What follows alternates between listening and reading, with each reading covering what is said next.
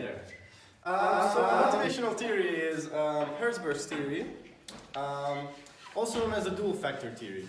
In this theory we talk about two different factors, one of them being satisfaction and the other one being dissatisfaction. So Friedrich Herzberg was a psychologist who theorized this, and basically there are these two different factors in the workplace. The satisfaction being things that motivate you, and dissatisfaction are things that are necessary and should be there for you. So let's just my little boy take over here. So, there are two factors, motivators and hygiene factors. The motivators are basically factors which which you don't need, they are not necessary, but they motivate you to work harder and perform better. And hygiene factors, they are actually necessary. You need them. If you won't have them, you'll be demotivated. It's like sorry and stuff like that.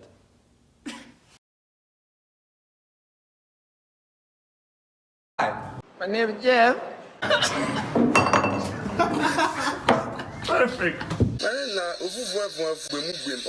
And we have expectancy theory, which is from Professor Victor Vroom, who was a professor at Yale. Motivational force equals expectancy times instrumentality times balance.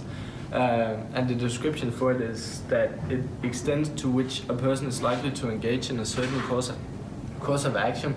The expectancy is a belief that an increase in effort will result in an increase of performance. The instrumentality is a belief that increased performance will lead to a certain outcome. And the balance is the extent to which the outcome is desirable. So to put some more words in that, we have an example where you have to imagine a student who's going to be studying for an exam. So the student clearly believes that if they study more, they'll increase their performance, which will increase their performance in the exam. So this link has to be established, that if the student is actually studying more, they will actually increase their performance. So next, the student has to consider what they want to achieve. If the student wants an A, they must believe that they have to actually study harder in order to achieve this A. To believe that the increased performance will lead to the resulting grade. And then finally also in terms of valence, if achieving an A is not even desirable for the student, then they're not going to put in that extra effort, even if they believe studying would increase their performance and they believe that that increased performance would lead to better grades, then they won't have this significant motivational force to actually perform the action. Let's talk about organizational justice.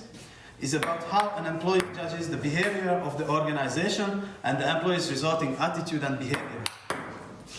Justice or fairness refers to the idea that an action or decision which may be defined according to ethics, religion, fairness, equity, or law. For example, if an employee is doing a good job and he's a Muslim, you shouldn't give her a bottle of champagne because it's against his religion. The concept is a multidimensional construct. The four proposed components are distributive, procedural, interpersonal, and informational justice. The importance of affect and emotion is the appraisal of the fairness of a situation, as well as one's behavior and attitudinal reaction to the situation. Perceptions of justice influence many key organizational outcomes such as motivation and job satisfaction. Man, it feels good to be a gangster.